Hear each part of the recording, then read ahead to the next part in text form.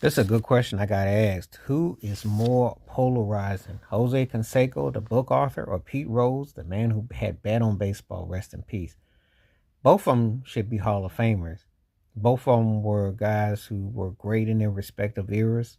Um, Canseco's still selling parts of the game. He told the whole truth about the juice era. He put everybody out there. He's like the dude that kind of Henry Hilled everything, and kind of like what Tim Donahue did with the NBA, and they don't want to touch him. Now, part of the Bash Brothers, him and Mark McGuire, were scary. And Canseco was the first 40 home runs, 40 stolen bases. You know, Entertaining. The first one 900. Remember when 900 numbers were happening, popping in the streets? That dude was like crossover for baseball. I mean, back when baseball was king of everything, but he was like, that dude was on his way to being a crossover sensation. I mean, he really had that kind of vibe. It was a lot of cornball in there too. He did a lot of dumb stuff too. And of course, things became kind of like a bad parody. But the Jose Canseco, I remember, that dude was bringing, he was the truth. He was the truth.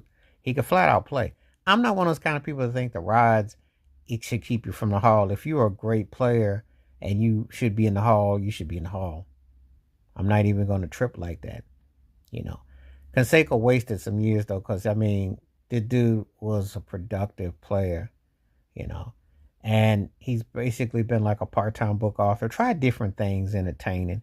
That's the thing about it. If you remember him, he was like a dude who had it, and then it got goofy, and then it kind of just became like a bad parody. But those who remember, there's a reason why we cared about him in the first place. It was compelling story on and off the field. He made a multimedia. This was before social media, so you can imagine what Canseco would have been like. Cause I can't even think. You can maybe say Bryce Harper, someone that's kind of divides people, but there's nothing out here in baseball now that's polarizing like this guy. That was an era. I'm sorry. After Bonds and after you get through a few guys, you have nobody that's really polarizing. Because polarizing, that they say what they say, do what they do. Well, that was that 80s, 90s to early 00s. That's the last of polarizing figures, and he was one of them.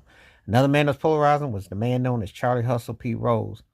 So he in the Hall of Fame betting on the baseball, and they use that against him. That man should have been in the Hall of Fame. They should have a award named after him or something. I mean, they've done him injustice. But the question is, and you pretty much know Pete Rose's history. He won in Cincinnati, won in Philadelphia, multiple positions.